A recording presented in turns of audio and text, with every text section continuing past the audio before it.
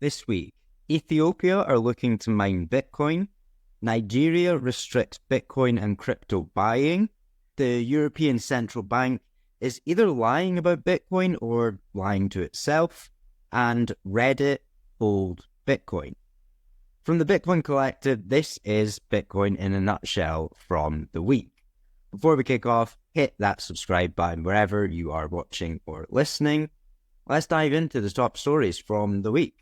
Ethiopia are set to become the first African country to start mining Bitcoin. On February the 15th, the Ethiopian Investment Holdings, EIH, a government investment arm, signed a memorandum of understanding with the Hong Kong-based West Data Group's Center Service PLC. Bloody hell, that's a mouthful. To start mining Bitcoin as part of a $250 million project. This move aligns with Ethiopia's strategy to position itself as a leader in the data center industry in Africa, a market expected to reach $5.4 billion by 2027. And this just adds to the positive narrative that is going on within Africa around Bitcoin mining. Next up, Nigeria has taken a rather large step back by restricting access to prominent crypto exchanges. Is limited access to Binance, to Coinbase, and Kraken, according to a report by the Financial Times. The decision now was made because of the ongoing decline in the value of the country's currency. I hate to ask this question, but is this an example of what's to come for other countries from other governments around the world? If their currency is failing and declining rapidly, like it is in Nigeria, will they resort to restricting you from exiting that currency that you're choosing to exit from? Something to think about, because this is going on all around the world. Okay, next up, this week we saw a rather, I'm going to call it a hilarious article from the European Central Bank, which made claims that Bitcoin has failed as a currency and as an investment, suggesting it has a fair value of $0.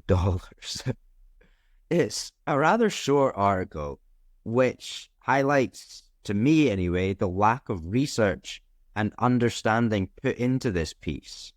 The report was posted on X, formerly Twitter. I don't know if we have to say that anymore because it feels like we've got over that hump, but anyway. And within hours of this report getting put on X, it had multiple community notes debunking these claims from credible sources. The euro has lost 99.5% of its value versus Bitcoin over the last decade. Could this be the real reason why they wrote it? The European Central Bank is either lying about Bitcoin or it's lying to itself with some of the claims that are made. They're just ridiculous. It's a really short read, and I have included a link below so you can have a little nosy at it. Finally, we are on to Reddit, who have publicly filed their S1 registration statement with the SEC, and they done this on Thursday.